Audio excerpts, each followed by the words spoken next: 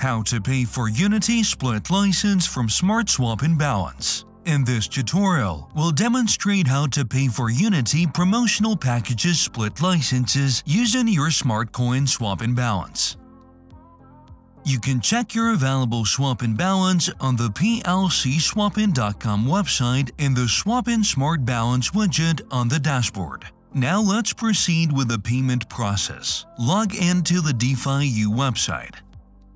Choose the license you want to purchase and click the Purchase button. A payment method selection window will appear. Select the Swappin Smart payment method. Ensure you agree with the provided terms by checking the corresponding box and click Purchase. Afterwards, you'll be redirected to the Platin Passport authorization page.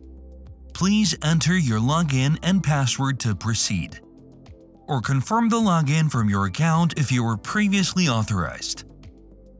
Next, you will land on the payment page. In this window, you'll find the order number, countdown timer, the amount in Smart, and your current balance.